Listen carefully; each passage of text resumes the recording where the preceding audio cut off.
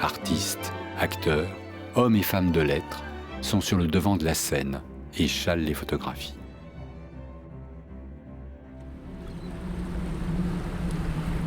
Loin de la Côte d'Azur, sur les bords du Rhin, le ciel s'assombrit.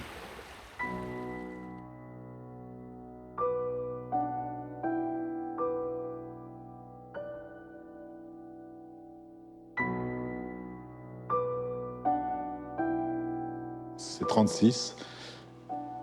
Hitler est vu en contre-plongée, il est en quelque sorte magnifié, avec une étrange légende, troublemaker, peacemaker. Bon, on sait depuis que c'est un troublemaker. Et en face, il y a le sourire d'une vedette, Constance Bannett, qui joue d'ailleurs dans un film qui est lié au problème allemand. Ça, c'est vraiment une coïncidence, puisqu'en 1936, on commence à voir apparaître dans les films des personnages de nazis, des personnages d'espions, etc. Et évidemment, c'est le jour et la nuit, semble-t-il, mais moi, je trouve que c'est absolument rapproché, c'est la même histoire. C'est ça, 36, on ne sait pas très bien sur quel pied danser, on fait du spectacle, on s'amuse avec l'histoire, et de l'autre côté, on se prépare à la guerre. C'est la force de ces images. En les regardant aujourd'hui avec un recul, évidemment, considérable, on peut dire que déjà, tout est là, quoi. L'une vaut son poids de menace et l'autre vaut son poids d'insouciance. Cette photo de Hitler, Schall l'a faite en 1935. Elle va faire le tour du monde, comme ces images des plus hauts dignitaires nazis. Mais peut-on photographier Goebbels, Göring, Ribbentrop sous un jour bonhomme sans s'interroger? Partagée entre crainte et admiration, l'opinion publique française, la presse ne savent pas sur quel pied danser.